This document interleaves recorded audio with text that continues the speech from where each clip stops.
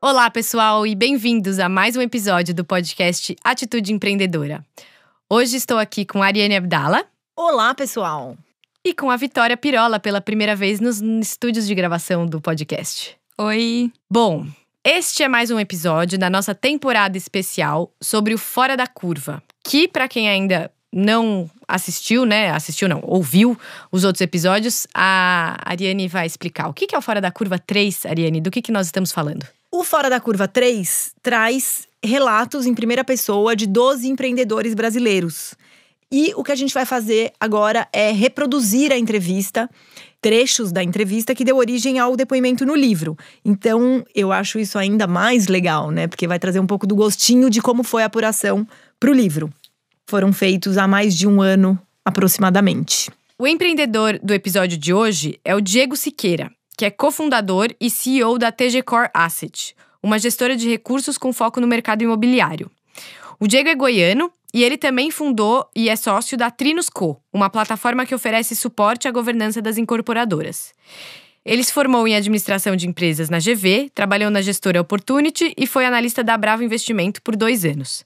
Depois de mergulhar no setor imobiliário, ele fundou a Trinos e a TG Core para contribuir com o desenvolvimento do empreendedor médio desse mercado. Então, vamos à entrevista com o Diego. Bom, vamos lá. Eu nasci em Goiânia em 83. 8 de dezembro, né? 8 de dezembro. Eu sou de uma família de classe média aqui de Goiás.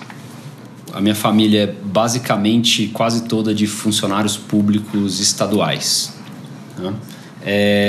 Estudei em colégios tradicionais aqui em Goiânia, né? Colégio Marista, que é famoso no Brasil inteiro. Aqui tem outro chamado Colégio Dinâmico.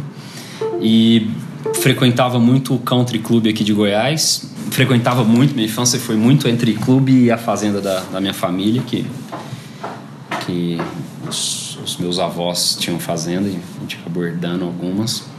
E o que você fazia no clube? Você praticava algum esporte? Isso, praticava esportes, mas nunca fui bom em nada. Praticava tudo e não era bom em nada. Tudo? O que era tudo? Até coloquei aqui, natação, futebol, basquete, vôlei, mas nunca me destaquei, zero. Né? Na escola nunca fui um aluno brilhante. Mas peraí, você gostava do esporte? Muito. Mas eu sempre tive facilidade, eu nunca tinha que me matar muito de estudar. Né? Então eu tive uma certa facilidade e quando era época de prova eu sempre fui muito dedicado. Então é uma característica minha de me dedicar para um objetivo lá que eu tinha que passar naquela prova. Eu lá pegava, estudava e passava. Quando criança eu sempre falava que eu queria fazer alguma coisa grande. Tá? Desde pequenininho, né? Teve uma época que eu estava mais envolvido com os negócios de fazenda do meu pai, eu acompanhava ele mais na fazenda. Eu queria ser um grande fazendeiro, né? Eu tenho um avô que foi político e ele fez o documento de criação de uma cidade. Eu tinha na minha cabeça que eu ia querer criar uma cidade, ou, sei lá, ter uma grande empresa. Então eu sempre, quando criança, externava isso sem muito motivo, sem muita lógica. Mas você não falava, tipo, quero fazer uma coisa grande. Você falava, quero ser fazendeiro, eu quero ser fazendeiro, mas eu falava, quero ser o maior fazendeiro do estado. Entendi. Mas assim, essa... Sim, pega uma linha. Exatamente, mais ou menos nessa linha, né? Eu sempre fui muito inquieto, muito ansioso, né? Eu até, por causa disso, acabei tentando estudar muito sobre ansiedade, porque a minha ansiedade ela chegava a doer, né? Aquele nível de que, sei lá, um exemplo bobo que me marca até hoje.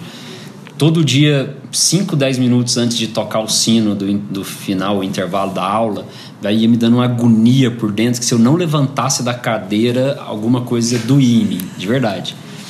Então isso sempre me preocupou, porque eu achava que era uma coisa muito carregada. Só que eu percebi no decorrer da minha vida que se você conseguir focar ou canalizar a sua ansiedade para pontos positivos, ela pode ser uma arma muito boa. Eu queria que as coisas acontecessem rápido. Isso, lá na frente, eu também tive uma grande lição de que você conseguir entender que a ansiedade ela tem que ser canalizada para o processo e não para o fim. Porque muitas vezes a gente foca muito só no fim e quando chega lá, perdeu o charme. Puta, mas era só isso e tal. Então você tem que transformar a sua caminhada em prazer e não a chegada, né? E aí essa ansiedade de esperar só o fim, muitas vezes eu ficava num lugar pensando no outro. Então, pô, eu tô numa festa, numa reunião, tô pensando na outra festa, tô pensando na outra coisa. E aí você não vivia o momento e isso ia gerando ansiedades constantes. E aí eu fui fazer intercâmbio nos Estados Unidos.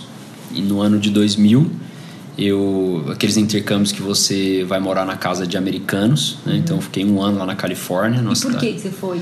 Era meio que um modismo aqui em Goiânia, da minha família, praticamente todos os meus primos foram. Entendi. Meio que todo mundo fez isso, eu também fiz. Foi muito bom como evolução pessoal, para sair da barra da saia da mãe, digamos assim, mas experiência mesmo real, não. E lá nessa escola que eu fiz na família americana, estudei na escola americana e tal, fiz o senior year lá. Eu peguei uma matéria chamada Economia e Mercado Financeiro, né? E nessa matéria eles tinham lá como se fosse um desafio, um concurso que juntou-se grupos e esses grupos teriam que estudar o cenário econômico americano e uma vez estudado esse cenário econômico, escolher algumas empresas listadas na Bolsa Americana para formar uma carteira teórica de investimentos. Mas o ponto é que eu acabei me empenhando muito nesse research, nessa pesquisa.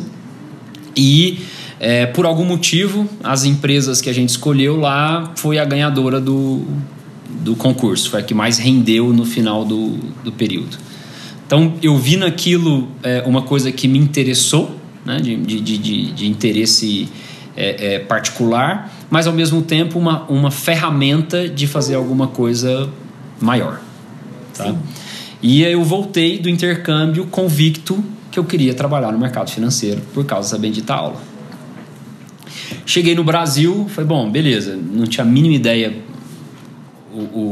qual que era a faculdade certa, fui pesquisar e conheci a GV, né, lá em São Paulo. Um amigo em comum falou que era a melhor faculdade de finanças do Brasil, tal, etc. Comecei a pesquisar sobre a GV e fui a São Paulo, conheci o prédio da GV, fiquei encantado, né? Só que aí eu tinha 2 grandes desafios para conseguir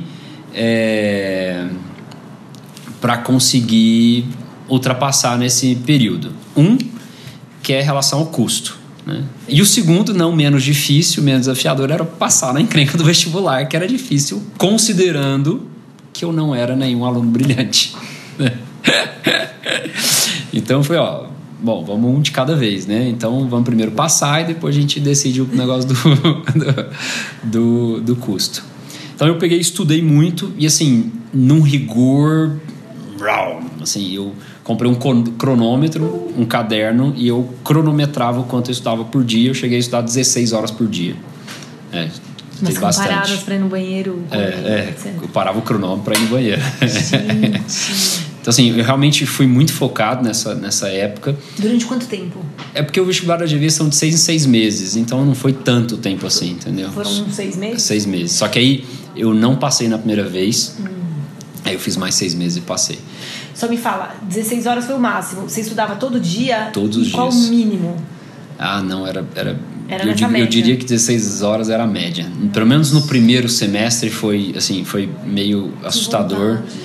E pior, eu foquei muito no estudo e muito pouco no psicológico. Entendi.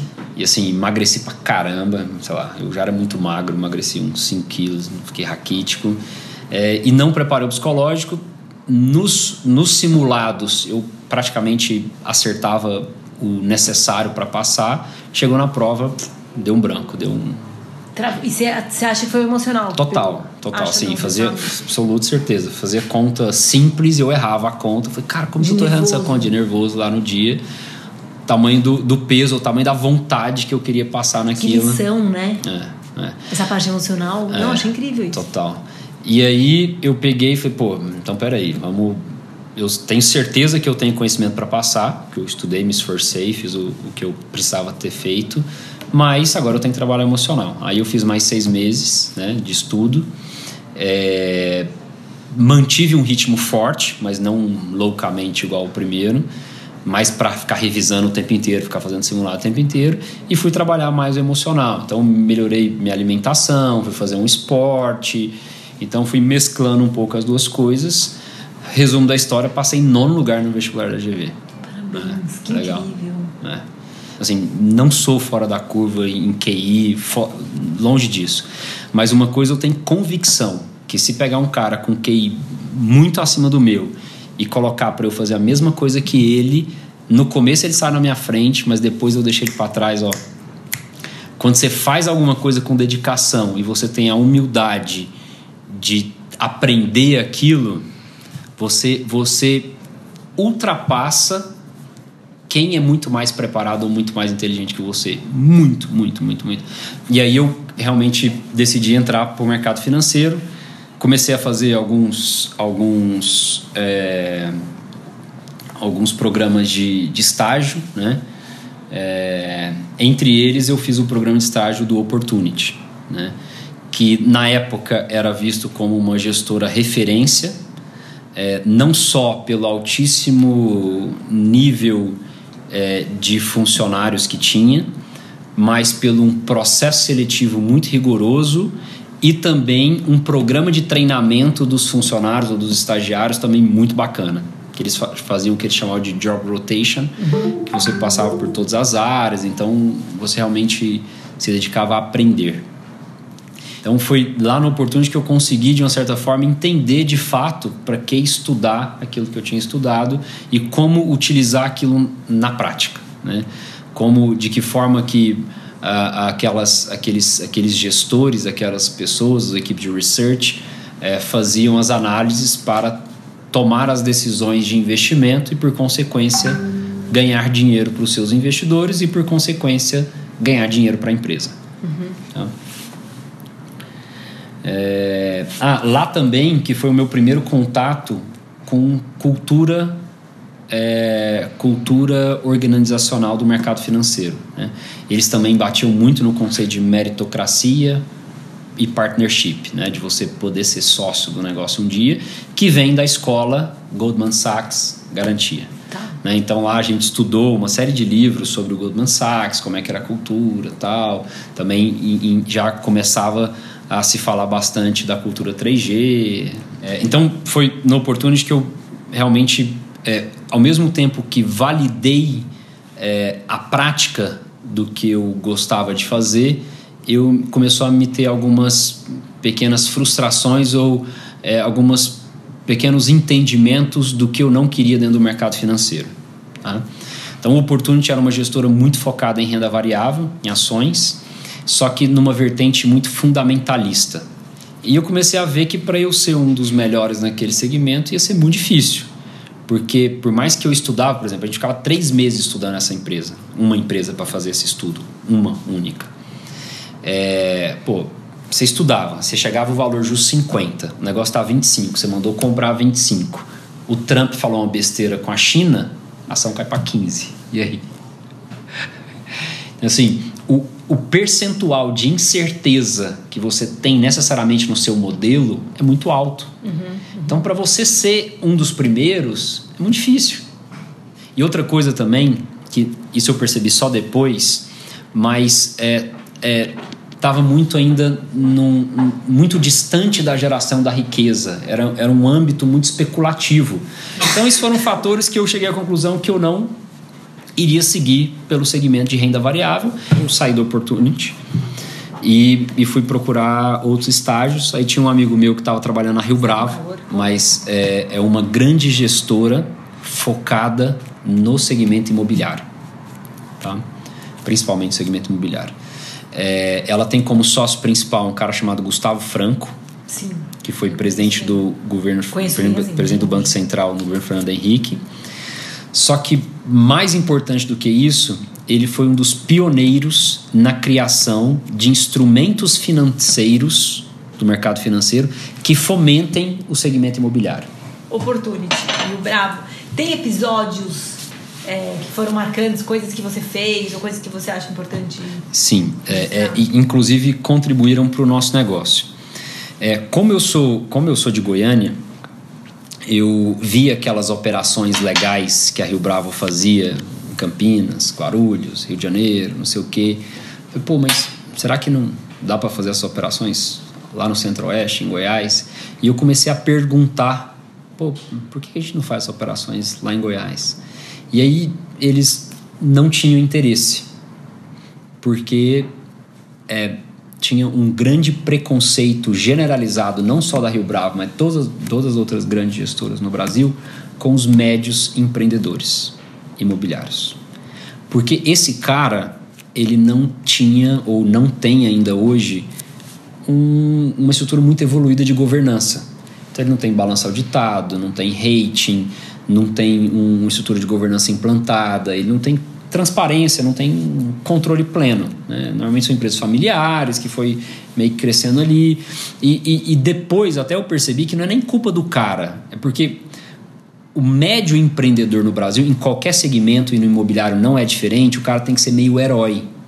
E ser herói acaba sendo você focar muito no front. Você vai lá tentar fechar novos negócios, né? Meio que bater escanteio, cabecear e defender o gol. E isso acaba sendo muito foco em front, em fazer novos negócios, relacionamento, prospecção. Comercial, né? Comercial. E acaba que o back fica de segundo plano. Então a contabilidade, auditoria, controle, processos ficam para segundo plano. Então não é porque o cara não valoriza, é porque ele não consegue, ele não tem braço suficiente para fazer as duas coisas. Então ele tem que escolher. E aí, como esse cara não tinha governança, todas as gestoras, além da Rio Bravo, não dava moral para ele. Aí eu fui parar para pensar, falei, mas peraí, ninguém tá dando moral para esse cara, mas às vezes esse cara é muito pequeno em relação ao mercado, não faz sentido perder tempo com ele. E aí foi quando eu comecei a estudar e percebi que esse cara era 80% do mercado imobiliário brasileiro. Eu falei, cara, como assim? Como que todo mundo tá focando nos 20% ou menos e os 80% ninguém olha? Ah, mas é porque é difícil, o cara não tem governança, o cara não tem controle. Eu falei, cara, é isso que eu quero fazer, eu quero instrumentos financeiros que fomentem a economia real, em especial o mercado imobiliário. Então, nessa época eu já me apaixonei por fundos imobiliários, por CRIs, por instrumentos financeiros / imobiliário. CRIs, Certificado de Recebíveis Imobiliários. Tá. É um instrumento. Tá bom. E aí eu falei, cara, é isso que eu quero. Depois que eu entendi que era isso que eu quero, assim, todo aquela descontentamento com a especulação, com renda variável, eu me realizei, né? Então eu falei, cara, achei o que eu quero, tá aqui, é isso, pronto, beleza. Então, e isso é muito forte, né? Porque tem muitas pessoas que chegam ao final da vida sem realmente achar o que se realiza, né? Então eu acho que eu tive uma sorte muito grande de encontrar o que me realizasse muito cedo. Eram dois mundos que viviam muito separados. O mundo do mercado financeiro e o mundo de empreendimentos imobiliários regionais. Eles não se conversavam. E quando eu entendi que, além de estar próximo da geração da riqueza, que eu encontrei a minha grande missão, foi que eu percebi que eu estava construindo uma ponte entre esses dois mundos que ninguém tinha feito ainda.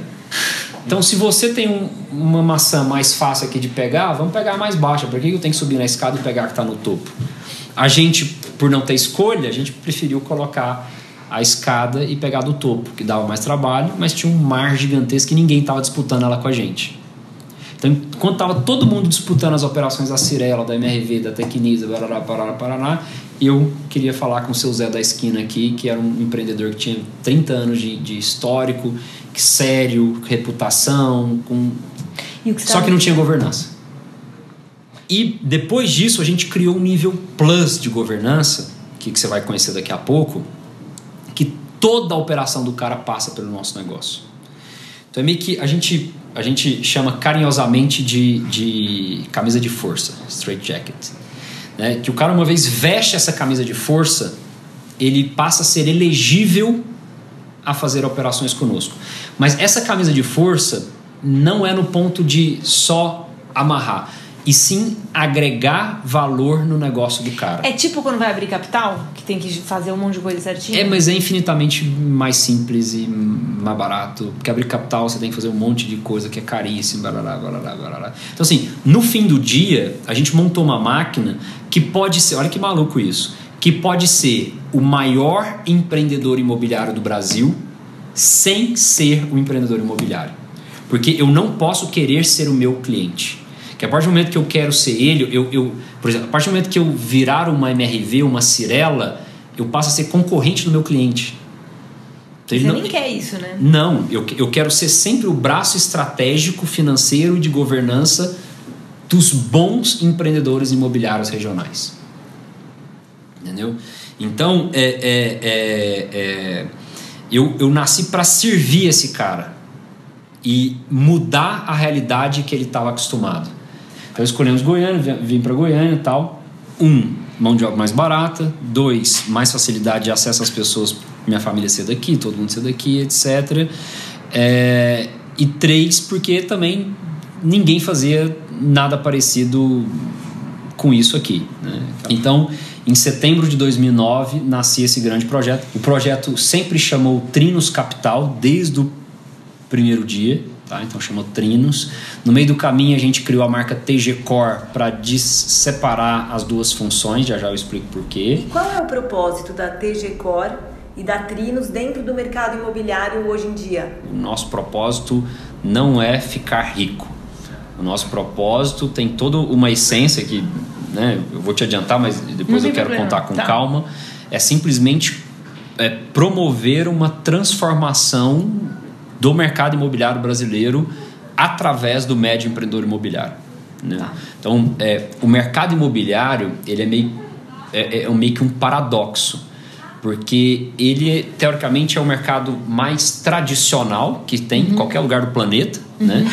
É onde as pessoas vê materialidade, né? O cara se sente seguro comprando um terreno, um apartamento, um lastro real, é uma garantia. Qualquer segmento de crédito no mundo, normalmente o cara pede como garantia o imóvel. Né? Então, ao mesmo tempo que ele é um mercado muito tradicional, né, ele precisa passar por uma disrupção generalizada. Porque ele é muito antiquado, né? Iniciando pela parte burocrática das formalizações. Existe um negócio brasileiro que não existe quase em nenhum dos grandes países envolvidos no mundo, chamado cartório, que além de burocratizar muito, deixa tudo muito caro e difícil. Então, para você comprar um imóvel, sei lá, passar uma escritura, né, tem 3 coisas. Tem registro, tem escritura, que é como se fosse um contrato de compra e venda. Tem averbação, para você avisar que você comprou. E tem o registro. Então, você pode comprar um apartamento e só fazer escritura. Mas se você não registrar, o cara que te vendeu pode vender para outro e registrar na sua frente, você perdeu o apartamento. Nossa, que foda. E assim, para você fazer essa escritura, o custo é altíssimo, o registro é altíssimo, não tem uma base de dados única. Então, cada cartório de imóveis tem a sua jurisdição e não tem concorrência. Se somar tudo são 17, mas só de incorporação de prédios e casas são 11. Né? Então, assim, é muito pouco. Esses são os players nacionais. Então, aqui em Goiás, a gente tem os caras grandes. Mas assim, perto desses caras são pequenos, é o que a gente entende de médio. Entendeu? Então assim, é difícil, a gente tá tentando chegar numa classificação, mas tudo que não é esses caras de capital aberto, a gente chama de médio. Entendi. Entendeu? É o cara que lança lá 2 prédios por ano e olha lá, que é a maioria esmagadora. Então, no fim do dia, o que nós somos hoje? Nós somos uma grande plataforma. Tá? Que inclusive a gente está se evoluindo agora para abril, inclusive com a sociedade do André, que a gente vai virar praticamente um banco imobiliário. Adoro, é o único jogo que eu gosto. Eu sei que não é o jogo. Tá. Em que sentido? Que eu tenho como cliente principal o médio empreendedor imobiliário, que eu quero melhorar a vida desse cara. Eu quero ajudar ele com governança, com transparência, com financiamento, com dinheiro, com controle, gestão, etc. Tá? Só que além disso aqui tudo, eu tenho que dar dinheiro para esse cara. Como que eu consigo dinheiro para dar para esse cara? Através dos fundos. Então eu tenho aqui a gestora.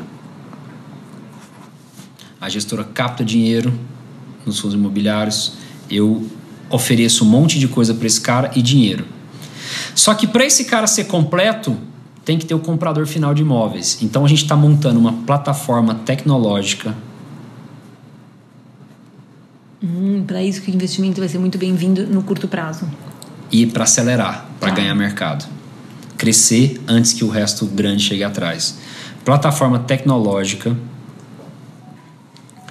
que ele vai ter uma espécie de um super aplicativo que vai interagir primeiramente com o empreendedor imobiliário e vai ter nessa plataforma tecnológica um portal do empreendedor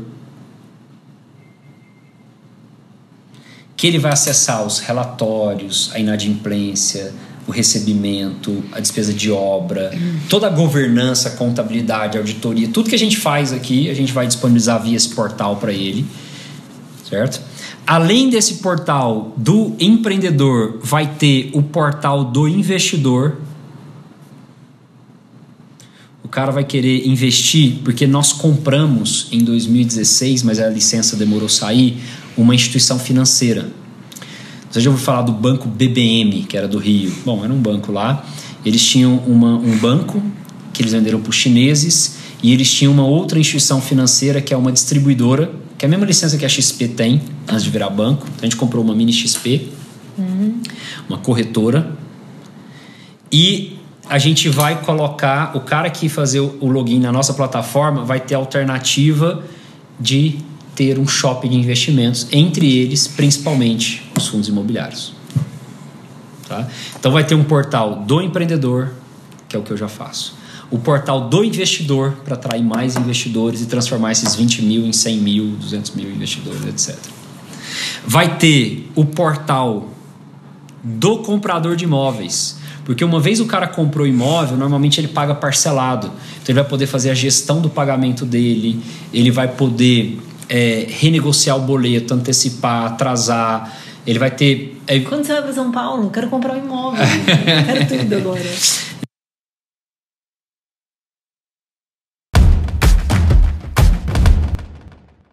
Então vocês ouviram agora a entrevista com o Diego Siqueira. E antes dos comentários, né, sobre as atitudes empreendedoras e as lições e os conselhos do Diego, Ari, quer compartilhar um pouquinho dos bastidores de como foi esse bate-papo? Sim, eu fui para Goiânia pela primeira vez, eu nunca tinha ido para lá. Foi muito legal conhecer. Para entrevistar o Diego, conheci a sócia dele, a Giovana. Passei alguns dias com eles no escritório, enfim, conversando ali pela cidade. Eu gosto muito desse trabalho jornalístico, né? De ir na cidade da pessoa, entender um pouco a rotina dela. Então, essa foi uma das entrevistas mais longas dessa temporada. Então, a gente fez aqui um esforço para conseguir editar e trazer só um trechinho dessa conversa que durou vários dias. Vicky, compartilha com a gente, o que você mais gostou? Bom, o que eu achei mais legal, que despertou a minha atenção, foi essa coisa do perguntar os porquês, né? Eu acho que traz muito da nossa vida de jornalista também. A gente está sempre questionando, buscando os motivos, explorando o que ainda não foi descoberto. E para ele, isso foi importante para achar as possibilidades de fazer diferente, ajudar mais pessoas. Tá tudo conectado, né? E a curiosidade para levar a gente mais longe trouxe ele até aqui. Muito bom, Vicky. É isso, né? Ele vai indo camada a camada, assim, vai entendendo o porquê, vai mais fundo, entende o porquê, vai mais fundo. E aí ele chegou num negócio inovador, né? Que mistura tecnologia, mercado imobiliário. E um público que não estava atendido, né? Desses médios empreendedores do mercado imobiliário. Olha, trabalhar só por dinheiro não dá dinheiro. Essa, para mim, é uma constatação que faz muito sentido.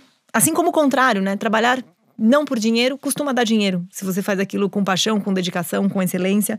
Então, é muito legal, porque você vê muita gente procurando oportunidades incríveis do ponto de vista financeiro e pessoas procurando oportunidades incríveis no sentido de realização, de resolver um problema que vai melhorar o mundo.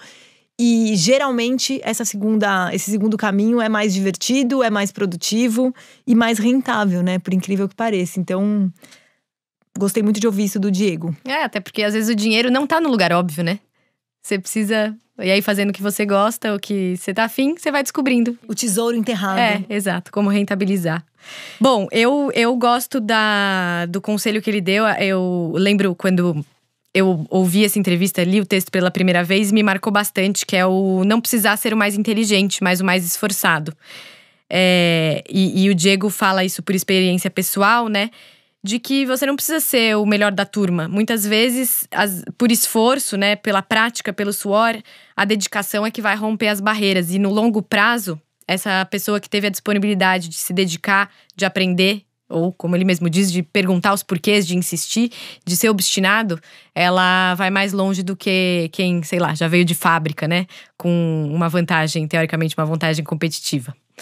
E antes de encerrar esse episódio, Vicky, quais são alguns dos livros que o Diego indicou? Bom, entre os livros que o Diego indicou, a gente tem Não Por Acaso, o De Um Gole Só, da Ariane Abdala, que tá aqui com a gente. Oba! Traz a trajetória da Ambev e que pra ele foi como um lembrete que pra ter sucesso é importante arriscar. E a necessidade de colocar em prática a cultura, né? Tirar ela da parede e vivenciar aquilo que tá escrito.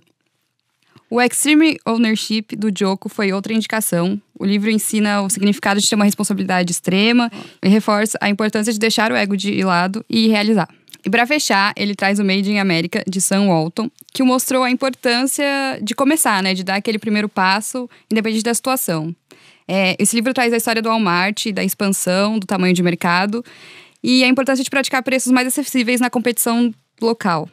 Esse episódio acaba por aqui, mas teremos novos entrevistados pela frente. Então, fiquem ligados, cada semana um novo empreendedor.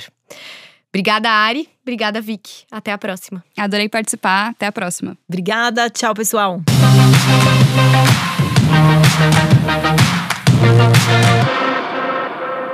Esse podcast é uma produção de Estúdio Teses em parceria com o Ateliê de Conteúdo. O episódio foi apresentado por Ariane Abdala e Marcela Burru.